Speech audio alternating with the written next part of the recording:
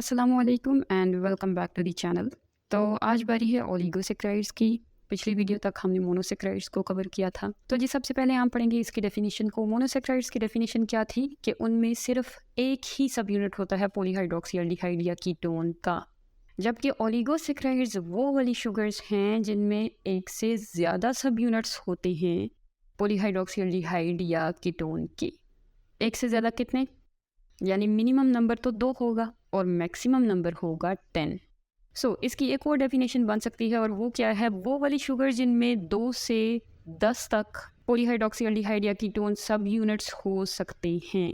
या फिर अगर मैं ये कहूँ कि जिनमें 2 से 10 तक मोनोसेक्राइड्स हैं, वो ओलिगोसेक्राइड्स कहलाती हैं। अब देखिए, एक यूनिट हो पॉलीहाइड्रोक्सी एल्डिहाइड और कीटोन का तो एक मोनोसेक्राइड के बराबर ही होता है ना। तो अल्टरनेटिवली ये वर्ड अब इस्तेमाल होते रहेंगे, कंफ्यूज बिल्कुल नहीं होना।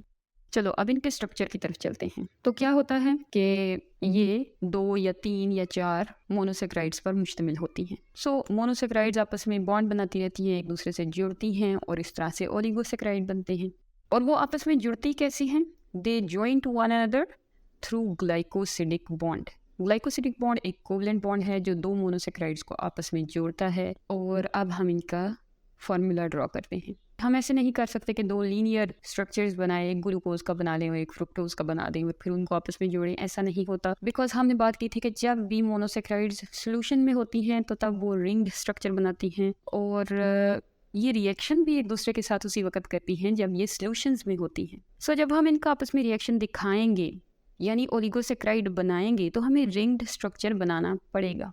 तो चलो हम फर्ज कर लेते हैं कि अभी हम ग्लूकोज और फ्रुक्टोज को जोड़ने लगे हैं।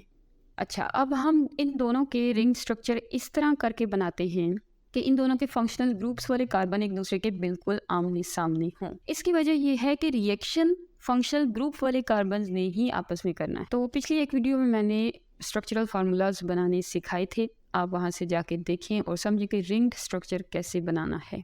आई बटन में लिंक देती हूँ, वहाँ से आप देख के आएँ और समझ के आएँ। फिर उसके बाद आप ग्लूकोज का स्ट्रक्चर ड्रॉ करें। मुझे उम्मीद है कि आपको समझ होगी कैसे स्ट्रक्चर ड्रॉ करना है। आपने स्ट्रक्चर ड्रॉ कर लिया, मैंने भी ड्रॉ कर लिया है। अब हम फ्रुक्टोज का ड्रॉ करते हैं। अगर हम फ्रुक्टोज का स्ट्रक्चर भी उन्हीं स्टेप्स के थ्रू ड्रॉ कर दें जो मैंने पिछली वीडियो में बताए थे, तो फिर क्या होगा कि फिर दोनों के फंक्शनल ग्रुप्स एक दूसरे से दूर दूर होंगे। उस वीडियो में मैंने बोला था कि आपने अपना फंक्शनल ग्रुप वाला कार्बन राइट कॉर्नर पे रखना है, लेकिन अब मैं ये कहती हूँ कि फ्रुक्टोज के लिए आप वो कार्बन फंक्शनल ग्रुप वाला कार्बन यानी कार्बन नंबर 2 उसे राइट कॉर्नर पे रख लो और बाकी सारा स्ट्रक्चर उन्हीं रूल्स और स्टेप्स के थ्रू बना लो, तो आपका स्ट्रक्चर बन जाएगा। ग्लूकोज और फ्रुक्टोज आमने सामने लिख लिए। अब आप देखें कि ग्लूकोज का जो कार्बन नंबर 1 है और फ्रुक्टोज का जो कार्बन नंबर 2 है, दोनों के साथ फंक्शनल ग्रुप्स है ना। इन दोनों के पास हाइड्रोक्सिल ग्रुप भी है। याद है कुछ ये हाइड्रोक्सिल ग्रुप कहाँ से आया? उसी वीडियो में मैंने बताया था कि ये हाइड्रोक्सिल ग्रुप आता है सेकंड लास्ट कार्बन से। चलो छोड़ो, जहाँ से भी आया, फिल वक्त इन दोनों के पास हाइड्रोक्सिल ग्रुप मौजूद हैं। ग्लूकोज क्या करेगा? अपना पूरा हाइड्रोक्सिल ग्रुप दे देगा, फ्रुक्टोज उसमें से सिर्फ हाइड्रोजन देगा और इस तरह से वाटर का एक मॉलिक्यूल बनेगा। अब फ्रुक्टोज के फंक्शनल ग्रुप वाले कार्बन के पास अभी भी ऑक्सीजन मौजूद है। वो ऑक्सीजन इन दोनों शुगर्स के दरमियान में आ जाएगी और इस तरह से एक लिंकेज बन गया है और इसको हमने ग्लाइकोसिडिक लिंकेज का नाम दिया। बस इस तरीके से आपने स्ट्रक्चर ड्रॉ कर लिया है एक ओलिगोसेक्राइड का, और इस वाली ओलिगोसेक्राइड का नाम है सुक्रोज। अब हम चलते हैं इनकी नेमिंग की तरफ। तो हमने क्या कहा? ओलिगोसेक्राइड्स में एक से ज़्यादा सब यूनिट्स होते हैं। हम इनकी नेमिंग भी सब यूनिट्स की तादाद की बुनियाद पे करते हैं। अगर किसी में 2 सब यूनिट्स हैं then it is known as disaccharide. अगर किसी शुगर में 3 सब यूनिट्स हैं या 3 मोनोसेक्राइड से मिलकर वो बनी हुई है तो ट्राइसेक्राइड। इसी तरह टेट्रा, पेंटा और आगे यूं ही चलते जाओ। आगे हम इनकी एग्जांपल्स देखते हैं। ये सारी हेडिंग्स वही वाली हैं जो हमने मोनोसेक्राइड्स में भी देखी थी। एग्जांपल्स क्या आएंगी?